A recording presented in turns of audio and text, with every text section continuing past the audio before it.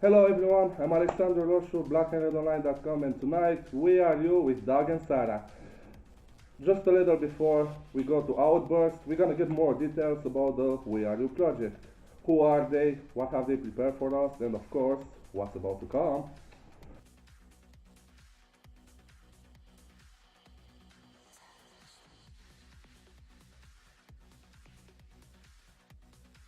Okay, well, it started. We had a different name originally. It was Reform. Yeah.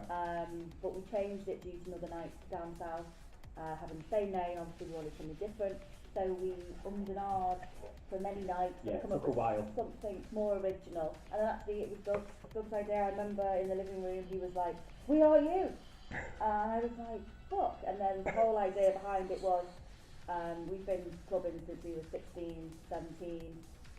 Back in the day, we are clubbers, we've always been clubbers, so it was like, we are you, we're the same as everybody else, you've just been lucky enough to have this opportunity to do these amazing trance nights, so yeah, that's pretty much it, isn't it?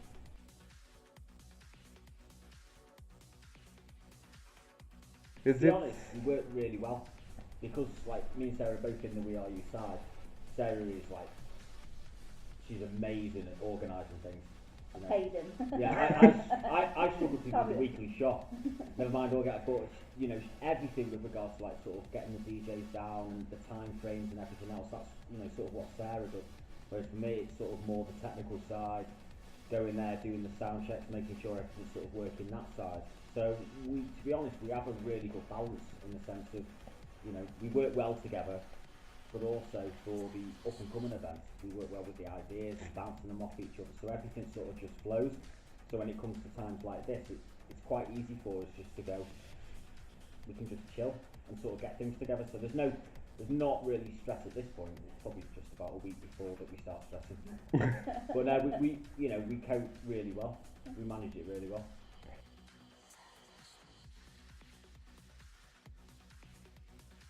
And it, Well, me and Doug are obviously the main guys, and then my sister as well, and Nick Turner, who's our other session DJ, who will be along soon. And then the team is kind of everybody who comes. Everybody who comes has an input. We've made so many new friends. It's been amazing, really. People who've supported us. And so every person. As the brand grows, it just, the numbers continue to grow and the friends of We Are You grow. Yeah, so every person that turns up is basically part of the team. Yeah, it's brilliant. You know, so that's we have a closed group as well, hashtag Team We Are You. Anyone wants to join it? Message us. Closed. I'll approve anyone, it's fine. Make it open. I like to approve, I'm just a bit weird. I'm like, oh, I want to see who joined it. Yes, yeah, troll freak, sorry.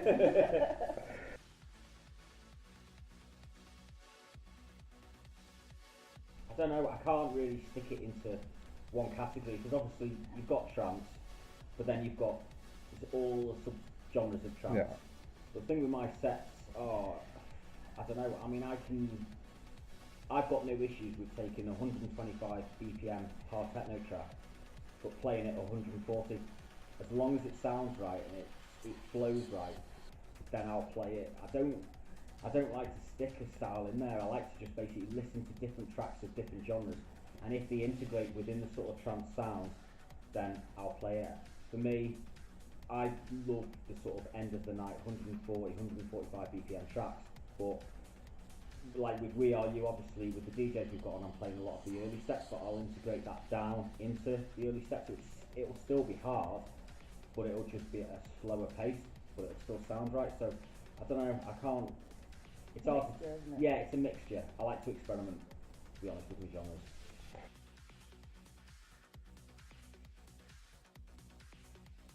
Well, I mean, this is our fifth one, so it all started on the 19th of August last year with Will Atkinson, which was our first ever one, as Reform. And then I feel like we've come a long way since then, really. Definitely. So the past events, I mean, in all honesty, we've just booked DJs that we love. I had a bit of a Will Atkinson obsession. So I think I spent a couple of months like Pat Butcher in my car, like completely obsessed. When we saw him at Lumo, we were literally just in the process of booking him when we saw him at Lumo.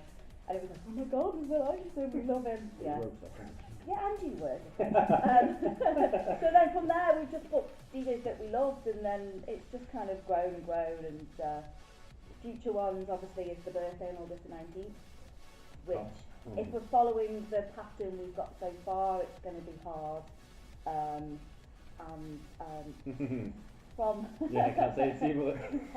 And from there we've got lots of new ideas, and maybe taking the path I see maybe a little bit of a turn towards the end of the year, and then coming back with a bang early next year. Obviously we can't give away too much. We have plans. We have plans.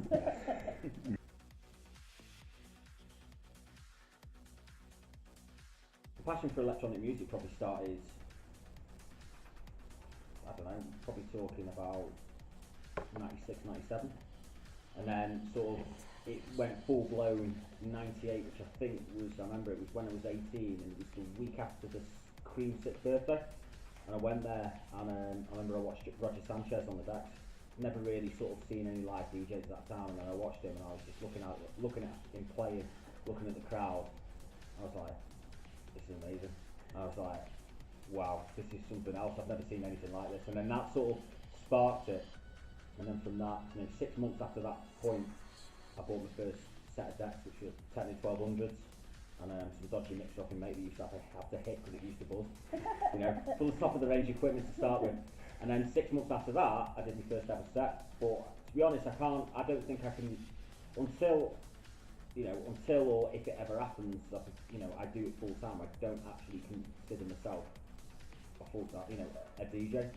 It's basically I'm pursuing something that I absolutely love, as a hobby, hoping that it sort of progresses into something else, and yeah, it's my passion. Simple as.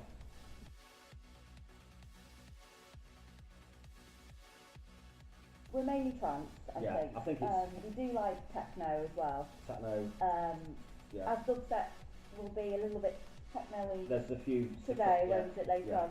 So I mean, I've always been trance really, and techno.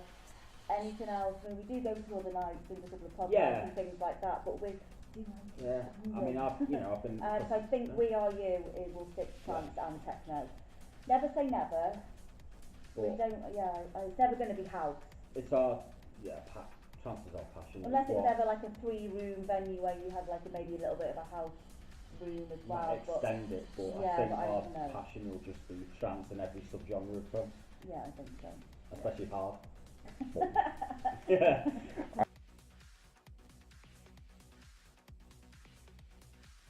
For me, it's when you say, people can turn around and say, oh, you're going to play slow, and they will automatically think that you're going to play progressive, which is fine for other people, but for me, I will play slow. Like tonight, my normal speed is probably around about 140, sort of upwards, 138 to 145. But tonight I'll be starting on like 130, seeing how it progresses. But it won't be soft. It'll be hard. So there'll always be that hard element. It just depends on what sets I play. I prefer the late sets because I can just go all out. But if I play early like the We Are You, it was absolutely banging. It was actually, wasn't it? It was pure stomping. Scared myself again. But doesn't matter where I play it, I'll still have my own style within that. I won't, if I'm playing early, I won't play progressive trance because it's not me. It's me. If I'm playing early, I'll play sort of techno and hard techno at that sort of speed, and maybe some sort of really sort of strange styles in trance, and that, my style will always be depending on what I play, but it will always stay the same.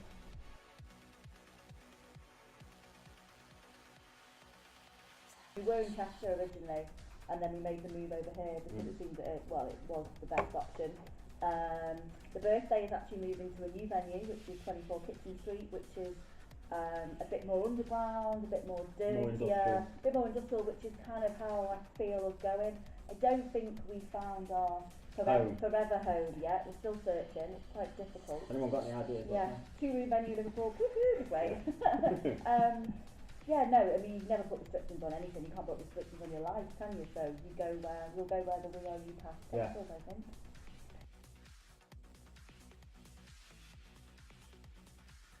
When I started DJing sort of like back in like I said, 99. I mean, I took a 7-year sort of break due to sort of like personal reasons.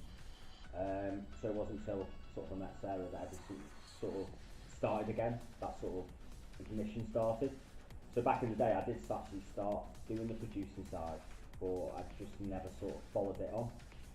But there could be something Quite exciting. quite exciting in the next few months, but that's all I can say at the moment.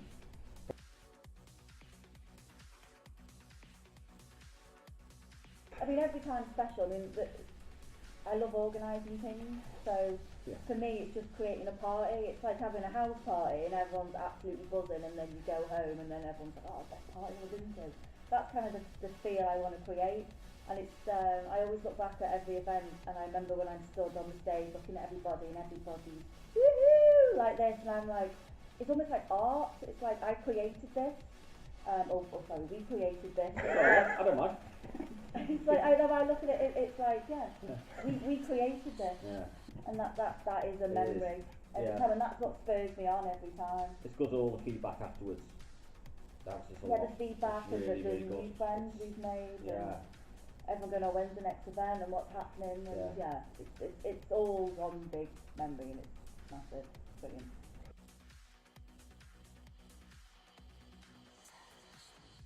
Well, Roger Sanchez was just, well, he was a DJ that sort of inspired me to start mixing. So Yes. I've never played his tracks because it's not like, it's not my style. But for me, sort of producers, I love what Will Atkinson's doing at the moment. Why? Because it's different. It's different to what other people are doing. You know, even when he released, Pat Butcher, you listen to that, and you look at everything else around the market, nothing is the same as that. Completely different. John Askew, because he doesn't care, he just basically plays and mixes what he wants. He remixes what he wants. I'm loving sort of the techno side as well at the moment. A lot of added Bayer drum code. So I've probably got about, I think I've got 3 or 4 drum code tracks playing tonight, sort of at the start. For me, it's just another one, James Diamond as well. I love the because obviously the lip one up tempo, which is what I like, and it's driving, but it's still got that uplifting feel. And then it just takes you to the next one, it just goes bang. So yeah, James Diamond, and a lot of like the tech burst things that are coming out at the moment. So yeah, there's specific people there, but overall, I think there's just so much good music. But Brilliant. it's just hunting it down. Yeah.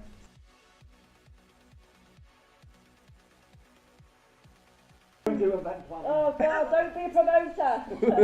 Be bankrupt. It's been I mean, we did our first event, and we just dabbled in it a little bit, and it's just been a total learning curve since then. I mean, this is the first time, this is the quietest day we've ever had. We got here. We normally have to go pick up DJs and all this stuff, but it's actually quite civilised. We've had a couple of hours. Drinking, probably not a good idea. Drinking already. The only two bad things, not bad things, but interesting things the universe has thrown into our path was, on our second event, an artist needed a particular mixer, and obviously get the tech riders in and stuff, and there's been a miscommunication with the venue, and it's gone missing, so this artist can't play without this mixer.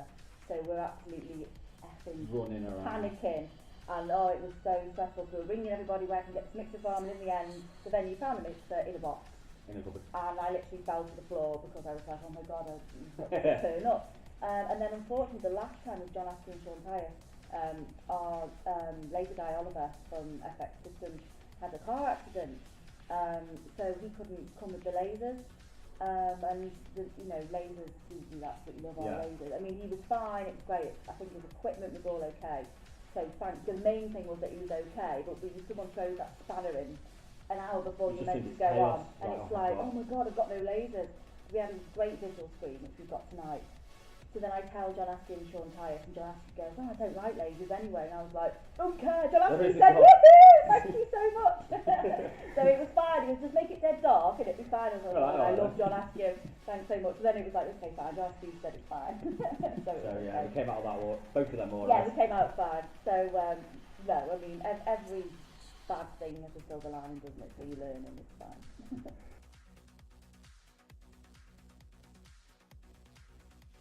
For me, I mean, it's each to their own on the whole sort of commercial side.